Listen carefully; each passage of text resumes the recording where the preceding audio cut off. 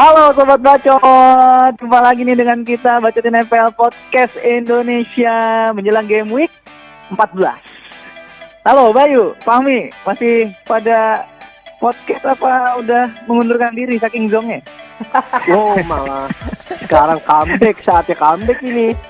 Wih, Aduh. udah Bayu udah comeback ya. Kaptennya udah ngezong, Bay. Udah ngajong. Hasil persugihan akhirnya berhasil. Ya makanya kan Kemarin strateginya berhasil ya? makanya kan kemarin dia sakit. Itu hasil pesugihan anjir. Oh iya. Ya benar, kemarin Bayu sempat sakit, sekarang udah kondisi gimana, Bay? Udah oke? Ya udah membaik lah. Udah agak membaik.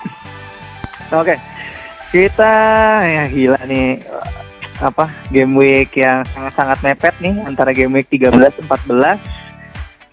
Dan kemarin kita sempat mencoba ya metode baru lah ya untuk tetap bisa tampil, memberikan inspirasi, memberikan saran-saran dan informasi-informasi untuk para manajer FPL Indonesia ini.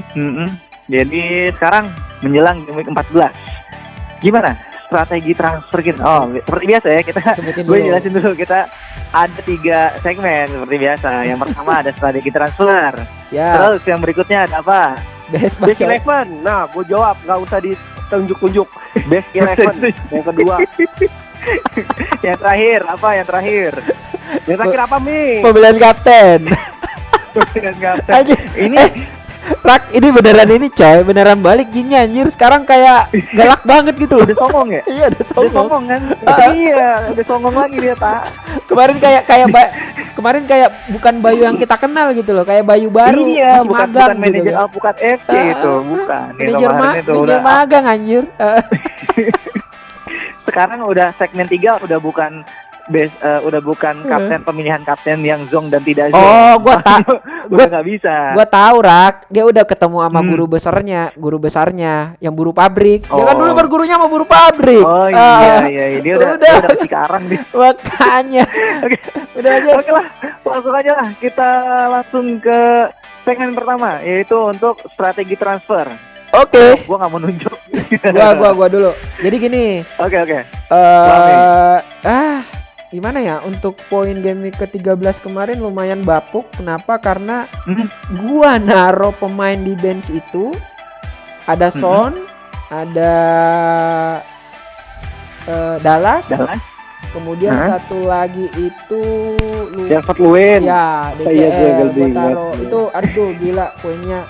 Makanya gua nggak mau berbuat dosa lagi, nggak mau ini lagi. Ya udah. Untuk strategi transfer gue kayaknya masih keep, kemungkinan besar gue nggak melakukan strategi transfer. Kenapa? Karena gue masih percaya, seperti biasa masih percaya sama squad gue. Dan biasa gue mempercayakan di formasi 3-4-3. 3-4-3. Ada Vestergaard. Lu kemarin bukannya nggak transfer ya, Mi?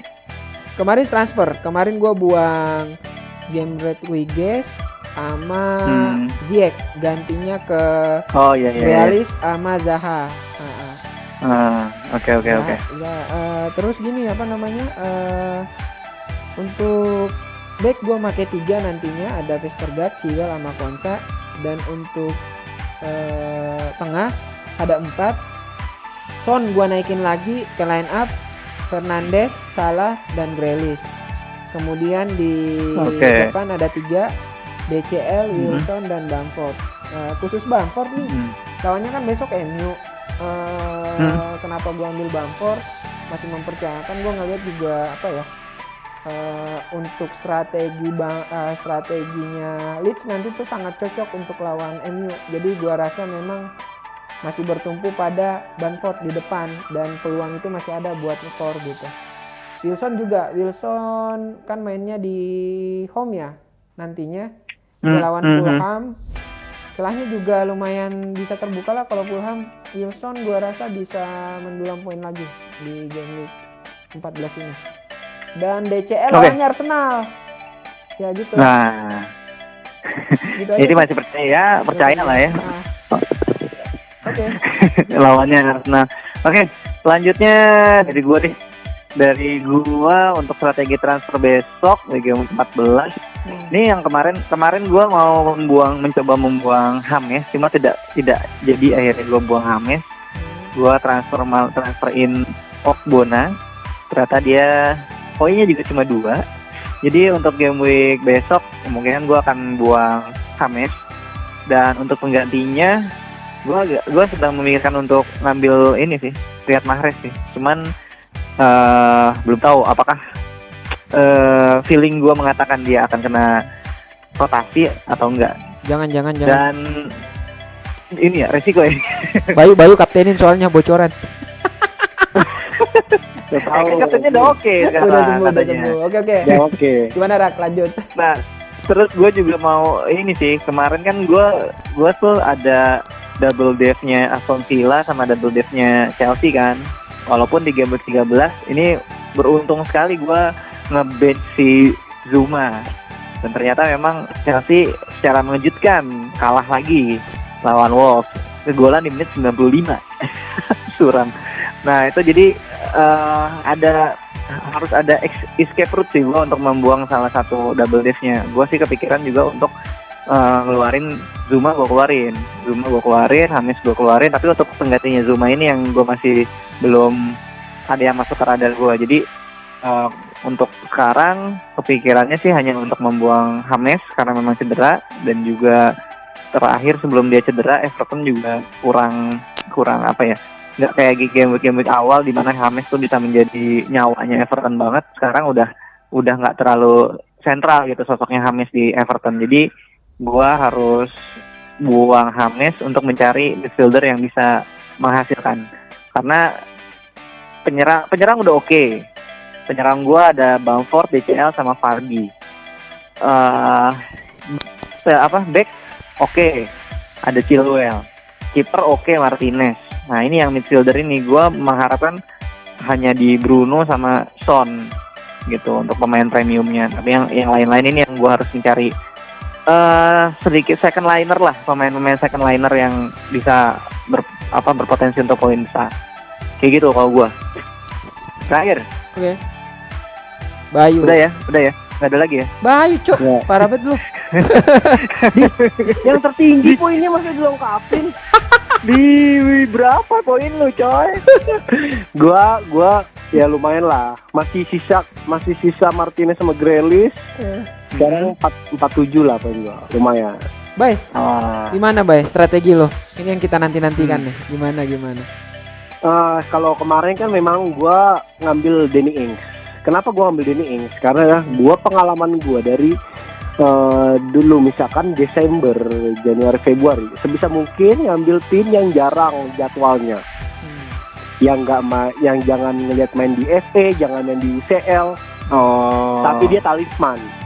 Kunci gua punya itu. Oke. Jadi Danny Ings, misalkan Jimenez kembali form lagi, entah si BCL, tim-tim kayak gitu tuh yang penting. Makanya gua sering ngegas di Desember Januari ya. Karena gua nggak terlalu terpaku sama premium.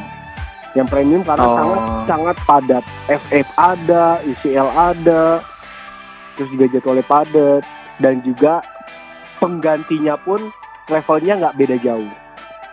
Makanya gua memutuskan ngambil Danny Ings. Yang cadangannya itu ternyata si Long yang udah umurnya 33 tahun. Pasti kan dia diutamain dong. Dan jadwalnya nggak terlalu padat. Ya buat jangka panjang sih, walaupun dia agak fail ya kemarin ya. Iya agak fail. Terus selanjutnya gue terhitung itulah sukses lah. Dallas yang back gue bilang bakal satu musim. Itu dia lagi. Gue udah bilang dari awal Dallas nih dia memang tipe striker walaupun di posisi di back. Terus gue sebenarnya transferin Lukmannya Fulham. Lukman Jaya. CV Lukman Jaya.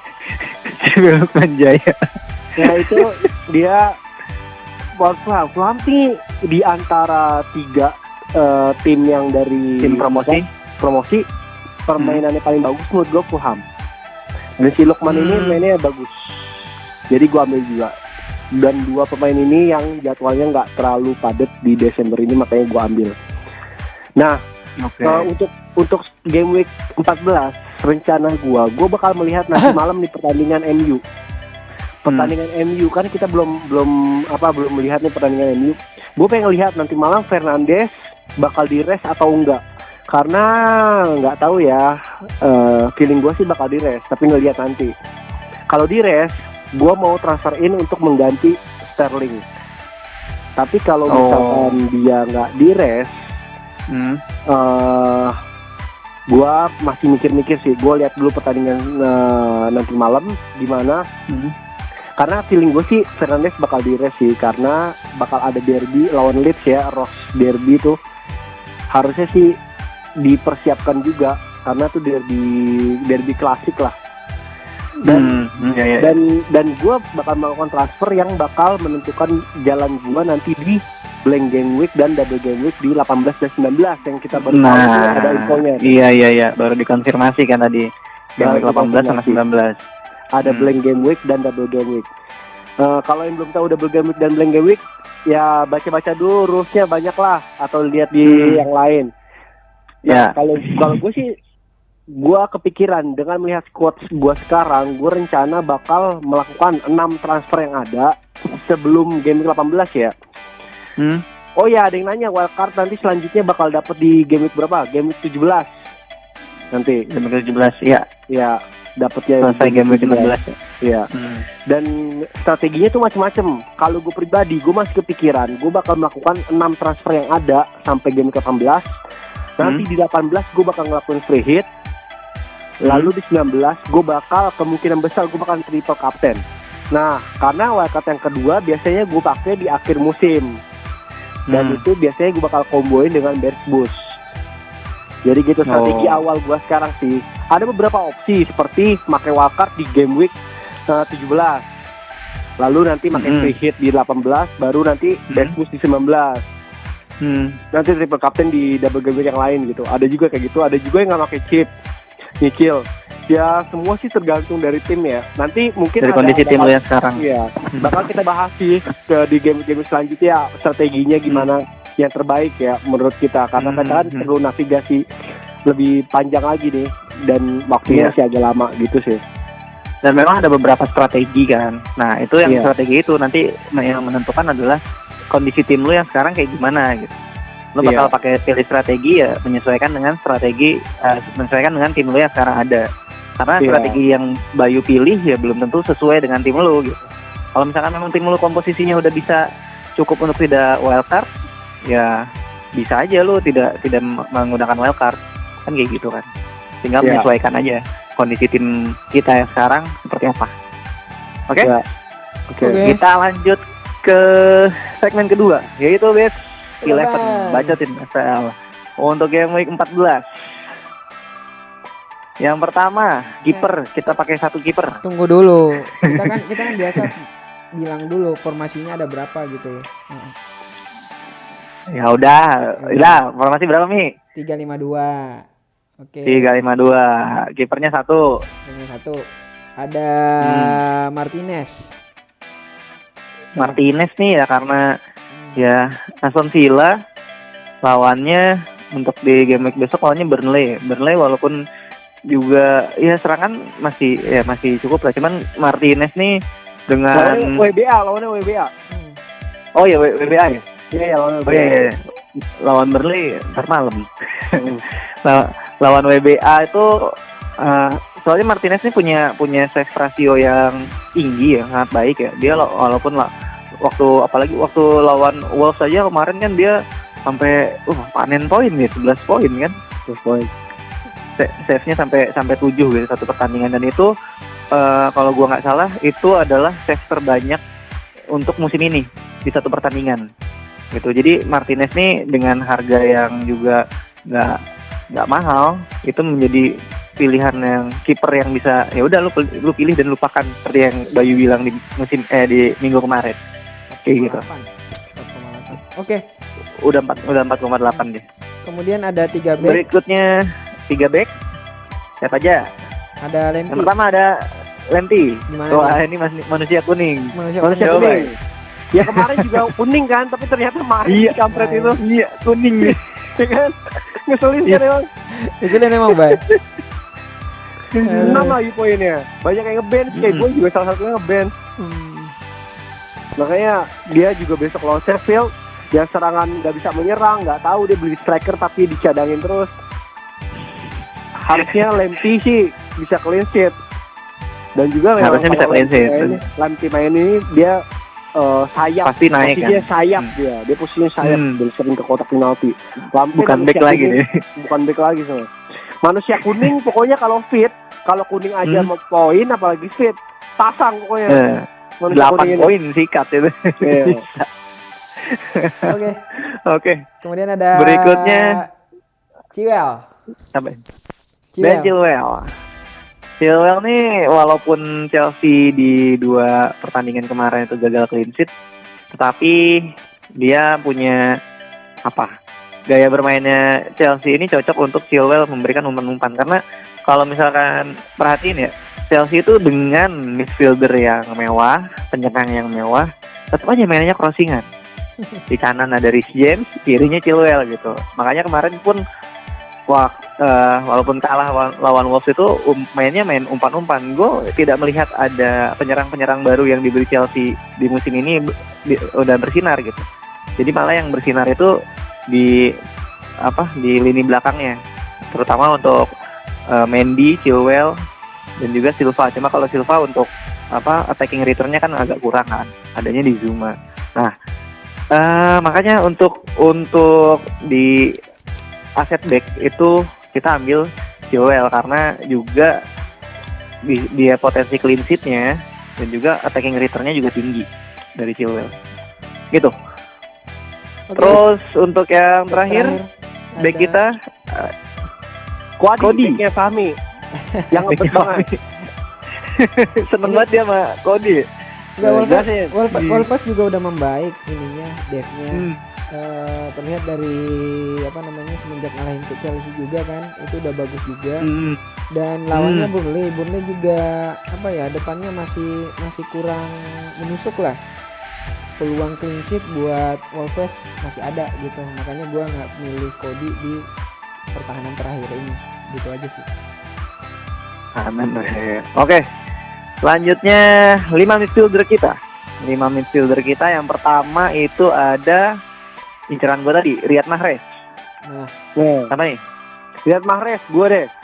Gue memang juga ada pemain ini, gue simpan sengaja karena dapat istirahat.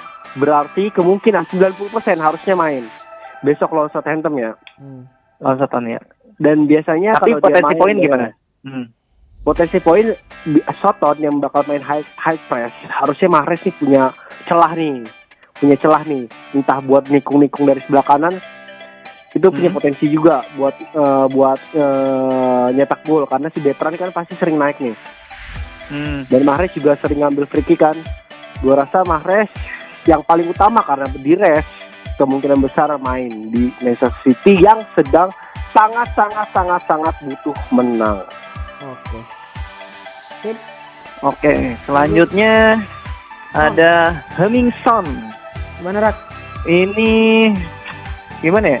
Kalau kita bermain FPL di musim ini memilih midfielder, alangkah baiknya untuk memilih Son.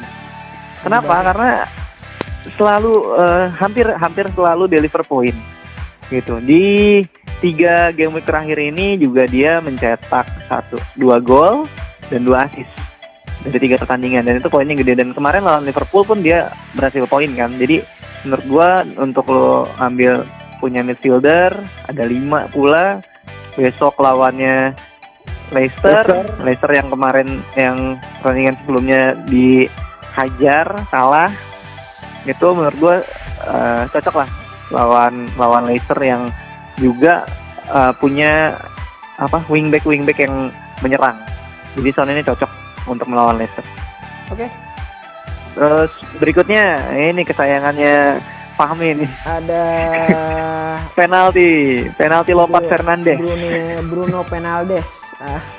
Bruno Fernandes. Gimana ya lawan ini juga kayaknya langganan kita ya. Ini lawan Leeds juga ini loh,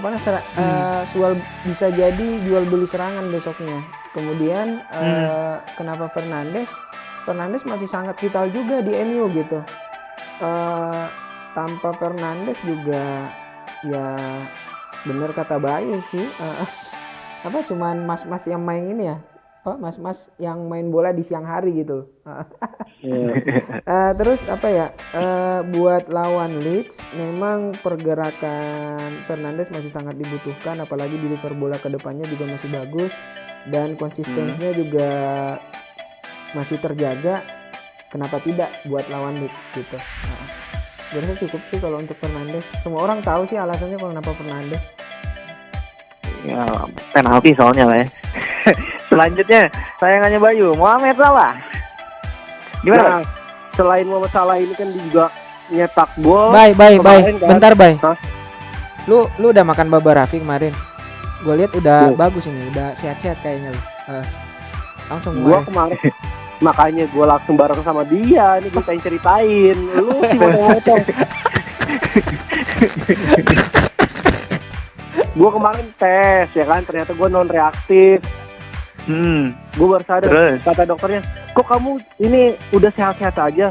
Iya dok, saya makan kebab Baba Rafi Kemanggisan. Oh iya, kata dokternya langsung mesen jadi resep. Jadi sekarang deh di dokter gue. Jadi sekarang Baba Rafi. resepnya itu Baba Rafi, gile. Diresepin Baba Rafi. Baba Misalnya dia Rafi sakit 2 kali pilek, sehari gitu. pilek kita kebab Baba Rafi Kemanggisan dikasihnya di dokter gue ini sekarang. Gila, manjur tapi ya bener ya. Manjur. Nah, si Salah balik lagi nih dia. Selain kemarin nemenin gua dia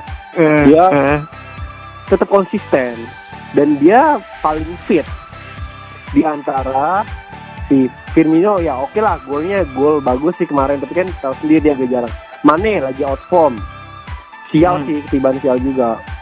Salah sih yang paling konsisten dan paling fit dah. Kenapa? Kita harus ingat juga kenapa Salah ini menjadi favorit, karena pesaing dia di penyerang kanan tuh nggak ada, terus juga dia fit, jadinya untuk rotasi masih sedikit kemungkinan gitu.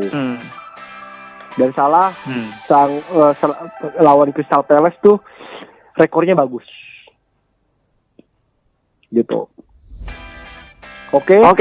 Yes. Untuk melengkapi midfielder kita, yang terakhir adalah Jack Grealish.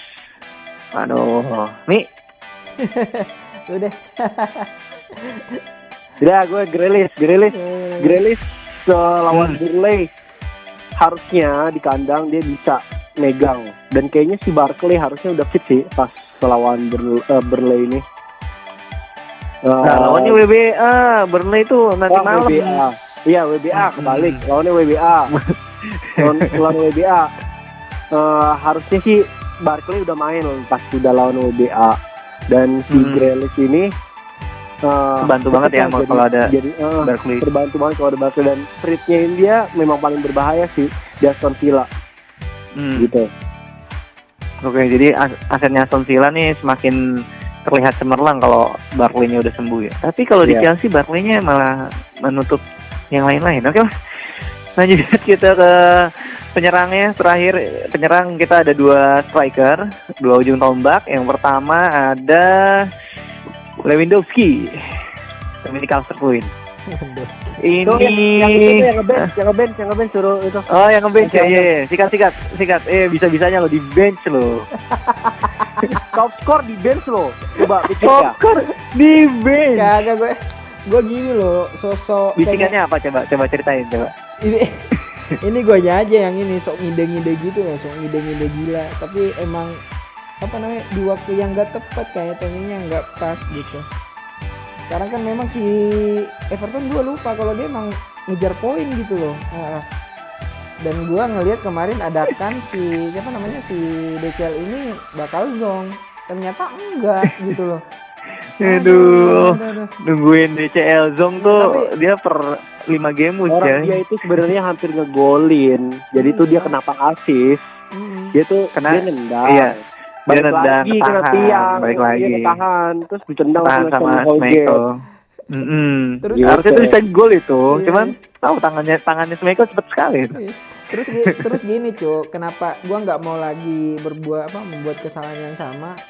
lawannya Arsenal besok, mainnya home. Arsenal Mm-mm. sekarang udah nggak niat ini lagi, apa namanya, nggak niat main di Premier League lagi kayaknya. Jadi ada misi khusus mungkin untuk musim depan. Dia kan udah dapat trofi emas nih di Premier League. Championship dia kayaknya pengen juga nih, nggak terkalahkan di Championship gitu loh. Dia pengen bikin rekor aja di sana tahun depan. Pengen balik lagi ya. Premier League. Tapi Oke. iya yang buat Arsenal sih, gue sih pengen mantau permainannya lebih baik ya. Dan buat Desember ini perlu dipantau sih, karena orang-orang mulai agak-agak nggak ngeliatin ya. Melupakan ya. Sih. Iya, tapi Bener-bener. belum tahu kapan, belum kelihatan. Nanti dah. So, ibaratnya kok formnya masih turun, kita tunggu Iya. bounce back-nya, dia trennya udah up, baru kita ambil. Gua masih kalau- konsolidasi. Nah. Sekarang masih konsolidasi. Masih, masih Kalau sideways, masih kalau sideways. misalkan Arsenal bisa menang besok sama 2-1 benefitnya lagi menang, itu udah bisa. Lu dukung Arsenal? Enggak bisa masuk Enggak. akhir lah buat aset Arsenal gitu. Tapi terlalu dini sih kalau mau ngambil Arsenal, baru 1 pertandingan kemarin, hasilnya kan juga seru lawan. Iya, makanya ini kan lagi sideways nih. Kita tungguin aja betul. dulu dia breakout. Oke, Iya. terakhir pemain terakhir kita dari Bacotin FPL untuk game week 14 itu ada Callum Wilson Newcastle versus Fulham. Ya, gimana ya, Wilson lawan Fulham itu bisa menjadi lumbung gol seorang striker sih. Iya. Soalnya kemarin BCL aja lawan Fulham bisa dapat 2 gol kan. Nah, Wilson ini juga dari gaya permainannya licin kuat gitu kan. Dia ujung tombaknya ujung tombaknya Newcastle. Maksud gue tuh dia permainannya lincah, tapi diadu body kuat. Kayak siapa ya? Drogba lah zaman dulu lah. Licin kuat. Berarti Walaupun dia tidak terlalu mencetak gol ya. Bayu mikirin apa anjir? Kesurut. Apa Apa tuh? Emang lu bayangin lo apa kalau Wilson apa? Kalau nggak licin kuat apa? Coba gua tanya, ayo. Hah? Bingung kan? Sterk dan lincah. Sterk dan lincah. Perak. Ya kan? Lu satu Ya, segmen bisa, habis bisa, nggak bahas bisa. ginian anjir ya. Licin lincah aja. Nah, dia juga nggak selalu, memang tidak selalu mencetak gol, tapi dia juga bisa konsisten mencatatkan assist gitu.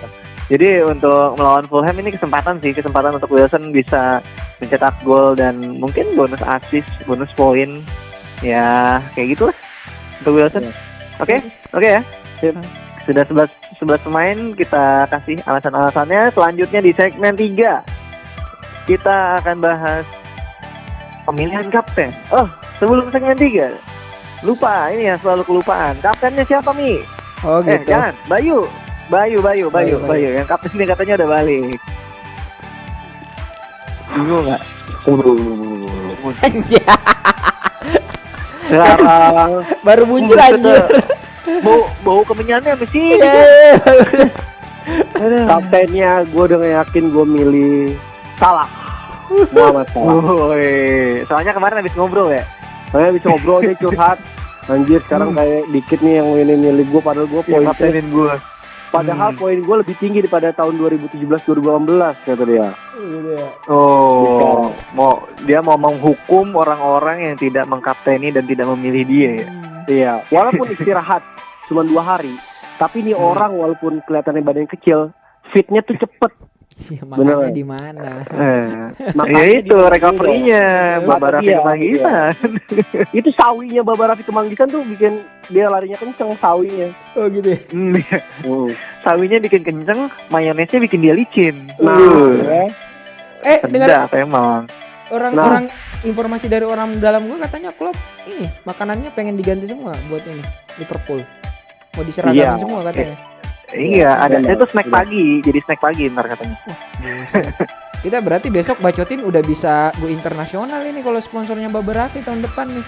Oh, bisa, Udah bisa. diambil sama Ntar- Liverpool gitu kan. iya, tahan sebentar di sini tulisannya Babarafi Kemanggis. Sponsor.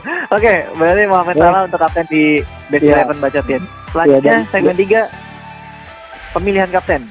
Nah, di segmen 3 ini seperti biasa kita memberikan pemilihan kapten dengan alasan-alasan dari kita masing-masing. Yang pertama, Pami, siap nggak Mi? Kapten lu Mi? Waduh. Gua ada 2 sih potensial kapten untuk. Oh, seperti biasa ya. Oke. Siapa aja tuh? Kemungkinan besar Salah, tapi ada bisikan juga Son. Hmm. Oh, oke. Son atau Salah? Kenapa Salah? Ada alasan lain nggak selain yang tadi udah kita sebutin di segmen 2? Enggak sih, emang itu doang. Salah lah. Oke. Salah emang ini kata Bayu benar. Biasanya rekornya bagus dia lawan Crystal Palace. Oke. Gitu. Berikutnya Bayu kasih terakhir aja lah ya. Mau terakhir aja lah ya, Bay. Udah balik kan Oke, ini lu iya. jinnya. Oke, gua kaptenin Apa? Cicok Son Farel. Toloyo. Cicok Farel. Cicok Farel. Ya itu Bayu itu kapten abadinya Bayu itu. Sama dia bakal dikaptenin terus itu. Supaya dukunnya nggak hilang. Gua kaptenin Son alasannya berbeda sama yang tadi. Alasan gua kaptenin Son karena gua nggak punya Muhammad Salah. Beda kan? Alasannya beda kan? Iya. Itu Nggak sih, alasannya. karena Alasannya lebih ke pasrah, tahu nggak lu? iya alasannya. Aduh siapa ya? Gua kaptenin Fardi kemarin. Kok Zong giliran sekalinya gua kaptenin Zong. Sonnya malah yang keren gitu Lu, kan. lu kemarin pas sakit, pas Bayu sakit lu jengukin nggak sih?